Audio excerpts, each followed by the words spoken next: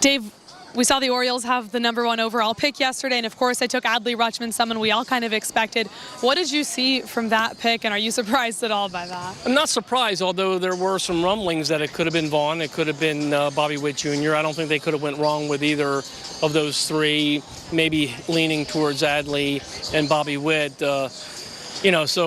Mike and his scouting staff they have way more information than I have. I'm reading stuff on the web, and as you know, everything on the web's true. So that being the case, I was getting a little interested really to see were they going to possibly go with Bobby Witt Jr. because as a high school kid, he's an advanced kid though. He's an older kid. He's going to be 19 in literally a week and a half or so.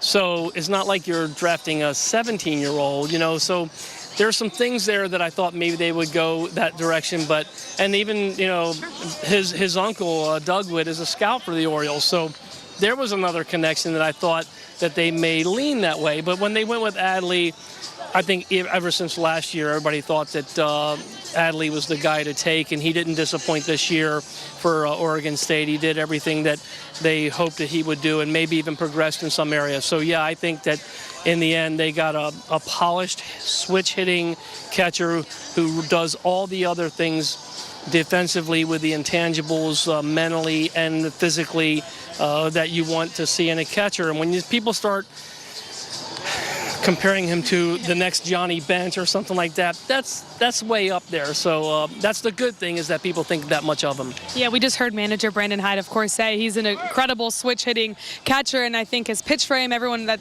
says about him, the way he's able to pitch frame is amazing. Let's talk about their second pick, and I think we're all a little bit maybe surprised because it was a high school shortstop, but only because he's committed to Auburn. There may have been a little bit of concern that he'd want to go to college. What did you hear about Gunnar Henderson and what he could bring to this organization?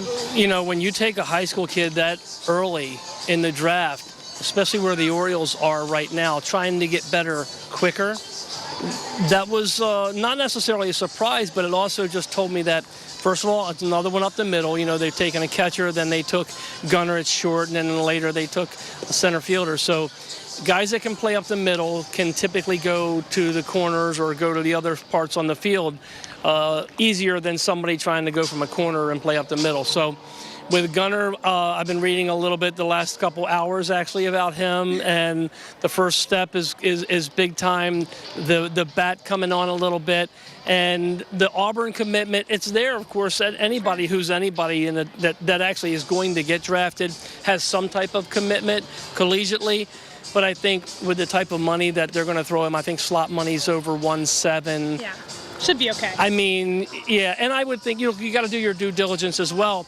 You don't just draft a kid without seeing him, talking to him, understanding that, hey, if we take you here, this is the kind of money we're talking about. Is this something that's going to happen? I don't know how many players that get drafted that high say, oh, absolutely, if you take me there, I'm signing. I'm sure there are some, especially when you're talking about a high school kid. We're going to give you almost $2 million. What do you think?